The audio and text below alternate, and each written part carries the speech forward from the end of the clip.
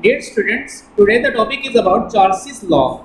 तो बच्चों आज मैं आपको एक्सप्लेन करूंगा व्हाट इज चार्ल्स लॉ कि चार्ल्स लॉ क्या है. The relationship between volume and temperature keeping the pressure constant was also studied. अब बच्चों प्रेशर को कांस्टेंट करके वॉल्यूम और टेम्परेचर का जो रिलेशन है वो भी स्टडी किया गया है. French scientist J Charles in 1787 presented his law that states the volume of a given mass of a gas is directly proportional to the absolute temperature if the pressure is kept constant. अब बच्चों ये वाला जो law है वो हमें ये बताता है कि अगर आप किसी भी गैस का जो प्रेशर है उसको कांस्टेंट कर दें तो उसका जो वॉल्यूम है वो उसके एब्सोल्यूट टेम्परेचर के डायरेक्टली प्रोपोर्शनल होगा. इसका ये मीनिंग है कि अगर आप किसी गैस के प्रेशर को कांस्टेंट कर दें, कांस्टेंट मतलब चेंज ना करें, कम या ज़्यादा ना करें, एक जैसा रखें, तो फिर उसका जो वॉल्यूम होगा वो उसके एब्सोल्यूट टेम्परेचर के डायरेक्टली प्रोपोर्शनल होगा. अगर आप लोग टेम्परेचर इंक्रीज़ करेंगे तो वॉल्यूम भी इंक्रीज़ होगा, अगर टेम्परेचर डिक्रीज़ कर देंगे तो वॉल्यूम भी क्या होगा, डिक्रीज़ होगा.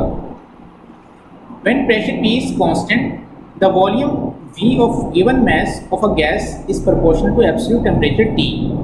Mathematically it is represented as. अब बच्चे इस लॉ को हम मैथमेटिकली यूँ रिप्रेजेंट करेंगे, volume directly proportional to temperature. अब बच्चों अगर आप वॉल्यूम को V से रिप्रेजेंट करें और टेम्परेचर को T से रिप्रेजेंट करें तो ये इक्वेशन यूँ बन जाएगी V directly proportional to T. अब बच्चों हमें पता है कि जब हम प्रोपोर्शनलिटी का साइन ख़त्म करते हैं तो इक्वल का साइन लगाते हैं और साथ में कोई ना कोई कांस्टेंट भी लगाते हैं. अब बच्चों मैं यहाँ से प्रोपोर्शनलिटी का साइन ख़त्म कर रहा हूँ तो यहाँ पे मैंने इक्वल का साइन लगा दिया, साथ में कोई ना कोई कांस्टेंट लगा दिया K. तो ये इक्वेशन यू बन जाएगी V इज इक्वल टू के टी. अब बच्चों अगर मैं इस K को, ये वाले जो प्रोपोर्शनलिटी कांस्टेंट है, इसको अगर मैं इधर ही रहने दूँ और T को उधर ले जाऊँ, अब T यहाँ पे मल्टीप्लाई हो रहा है, उधर जाकर क्या हो जाएगा, डिवाइड हो जाएगा. तो ये इक्वेशन यू बन जाएगी V over T is equal to K. Wait K is proportionality constant. बच्चों अब इसमें K जो है ना वो क्या है, प्रोपोर्शनलिटी कांस्टेंट है. If temperature of the gas is increase volume was also increase. अब बच्चों अगर आप गैस का टेम्परेचर इंक्रीज करेंगे उसका वॉल्यूम भी क्या होगा, इंक्रीज होगा. When temperature is change from T1 to T2, अगर आप टेम्परेचर चेंज कर दें T1 से T2 में तो volume changes from V1 to V2, तो वॉल्यूम भी ऑटोमेटिकली V1 से V2 में चेंज हो जाएगा. The mathematical form of Charles law will be V1 over T1 is equal to K and V2 over T2 is equal to K.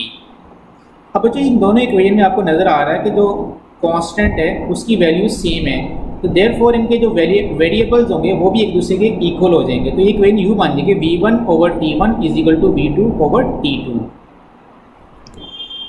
Experimental verification of Charles' law. Let us take a certain amount of gas enclosed in a cylinder having a movable piston. तो आपने एक cylinder लेना है और उसका piston किस तरह का हो, मूवेबल हो. Clear.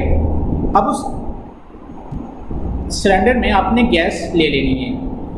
If the initial volume of the gas V1 is 50 centimetre cube, initial temperature T1 is 25 degree Celsius. तो अगर बच्चों इस सिलेंडर में जो आपने गैस ली है अगर उसका वॉल्यूम V1 50 सेंटीमीटर क्यूब है और टेम्परेचर T1 जो है वो 25 डिग्री सेल्सियस है, ऑन हीटिंग अगर आप इसी सिलेंडर को हीट करें अप टू 100 डिग्री सेल्सियस, कितना आपने इसको हीट करना है, अप टू 100 डिग्री सेल्सियस, तो T1 चेंज हो जाएगा T2 में. It's new volume V2 is about 62.5 centimetre cube. अब इसका जो नया वॉल्यूम वो कितना हो जाएगा, 62.5 सेंटीमीटर क्यूब. अब बच्चों ये वाला एक्सपेरिमेंट हमें ये शो कर रहा है कि जैसे ही आपने टेम्परेचर इंक्रीज़ किया तो उसका वॉल्यूम भी इंक्रीज़ हो गया. इस तरह ये वाला जो लॉ है एक्सपेरिमेंटली वेरीफाई हो गया है. क्लियर कि हमने जो स्टेटमेंट दी थी volume of a given mass of a gas is directly proportional to its absolute temperature if the pressure is kept constant, उस स्टेटमेंट को हमने एक्सपेरिमेंटली प्रूव कर दिया है.